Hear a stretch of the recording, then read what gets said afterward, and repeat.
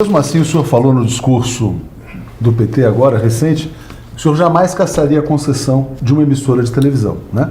Será que esses grupos já estão assim fazendo, não digo autocrítica pública, mas no travesseiro um certo arrependimento?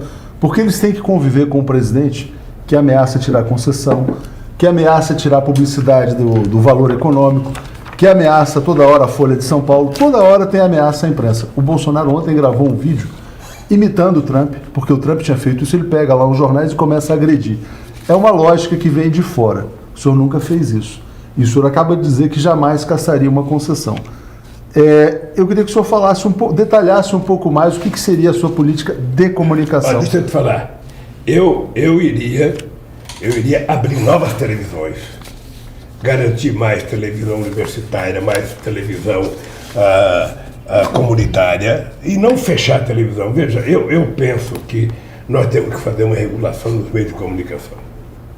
Não pergunte para mim qual seria, porque eu não sou um especialista, nem sou jornalista. A agência reguladora é que faria isso que o senhor está sugerindo com a Globo, se nós tivéssemos uma agência reguladora. Temos que fazer, sabe, uma regulação. Nós fizemos um projeto quando ainda estava no governo, o Frank era o ministro, deixamos para que a Dilma desse entrada, não sei por que ela não deu entrada, sabe, mas o dado concreto é que nós precisamos regular os meios de comunicação.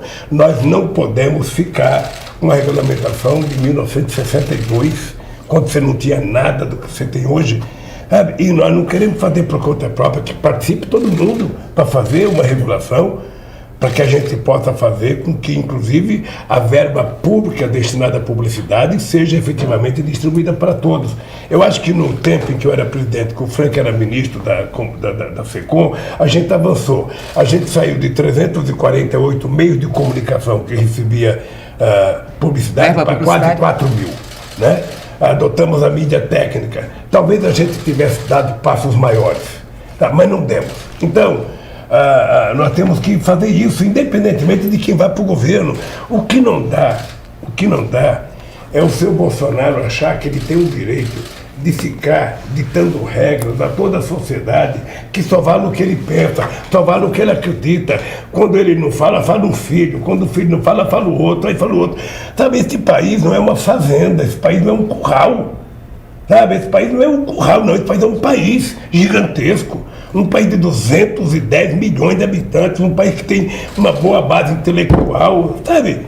As pessoas têm que respeitar a democracia, têm que respeitar as instituições. Eles agora estão invadindo, mandando gente que não conhece nem o Cefet para ser reitor do Cefet. O cara chega lá como interventor. Quando eu fazia durante 8 anos, todo ano eu fazia reunião com todos os reitores do Cefet e da universidade. Era maravilhoso. Eles apresentavam a pauta, a gente atendia uma parte, no ano seguinte atendia outra parte e vivemos tranquilamente. É por isso que eu tenho orgulho, eu vou olhar para a Câmara do Stuquinha e dizer o seguinte: hoje nós temos nas universidades brasileiras, nas públicas, 51% dos estudantes negros e pardos, graças a uma política de inclusão, sabe, na universidade brasileira. Tereza. Presidente, só para a gente, antes de fugir desse assunto de comunicação... Eu estou falando demais, vocês podem cortar quando eu estou falando demais, é que eu estou com sede de falar. Então, mas pegando o embalo... Não tem hora para acabar, hein? Desculpa. Pegando o embalo da discussão sobre o que fazer nas comunicações, né? Amanhã estão se completando 10 anos da Confecom, a primeira e única Conferência Nacional de Comunicação já ocorrida no Brasil, convocada pelo senhor. E naquele momento foi criada a oportunidade para que ocorresse essa ampla discussão com todos os setores, todos os concessionários de radiodifusão, Globo, Record, Bandeirantes, todos foram chamados, e as entidades de comunicação. Eu participei da Confecom como presidente da EBC, as propostas surgiram, né? O Franklin elaborou a partir exatamente de muitas propostas que surgiram na Confecom. E, no entanto, isso não teve seguimento, porque seu governo acabou, e no da Dilma isso não prosperou. Então era para lembrar que nós estamos completando os 10 anos da Confecom, e aquele é o processo pelo qual se deve regular a mídia, né? O senhor fez o processo correto, que é chamando todos, mas a mídia sabotou, né? As empresas privadas sabotaram a Confecom, sabe? Nem Globo, nem Record, nem SBT, ninguém quis participar. Então, quer dizer, acho que participou a Bandeirantes. Só a Bandeirantes. Então, assim, foi criada uma oportunidade democrática de regulação no seu segundo governo. E a outra coisa é que, pensando no futuro, que você falou, como faríamos para ter uma mídia mais democrática, né? Neste momento, o Bolsonaro acaba de também tomar uma medida muito danosa, né? Nós criamos a EBC no seu governo, eu fui a primeira presidente, nós lutamos muito para aprovar aquele marco regulatório que o Temer desmanchou, acabou com o Conselho, com a representação da sociedade. É claro que criar uma TV pública no Brasil levaria anos para ela ter, porque nós começamos com 3 canais apenas e estávamos expandindo. O dinheiro era suficiente para manter, mas para investir em TV digital era pequeno demais, porque para manter gasta-se tudo, como é que você investe e cria novas estruturas? Então a TV pública não chegou a estar madura e agora o que o Bolsonaro está fazendo? Ele incluiu a EBC no programa de privatização, né?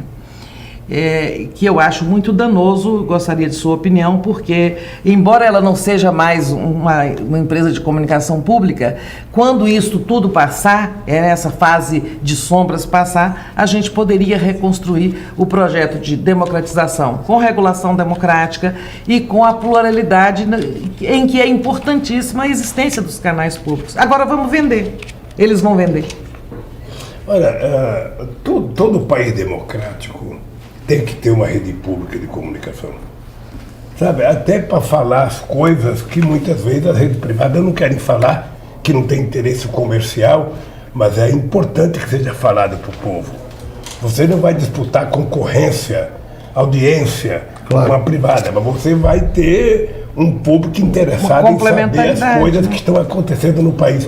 Eu lamento profundamente, até lamento, Tereza, a gente não ter tido, sabe, mais ousadia para fazer mais coisa. A gente enfrentava um congresso adverso. E a mídia privada expandiu o projeto. E aí eu quero fazer um elogio, Tereza, que se não fosse você e a respeitabilidade que o congresso tinha por você, a gente não tinha nem criado televisão. Porque quando nós criamos com um orçamento aproximadamente de 350 milhões de reais, que era o orçamento da Bandeirantes na época, tá? E aí foi aprovado porque essa senhora aqui tinha muita respeitabilidade junto ao Senado e nós agradecemos os senadores ter atendido o apelo dela e ter criado televisão. Mas depois passaram a dizer que era a televisão do Lula, que era a televisão do Lula.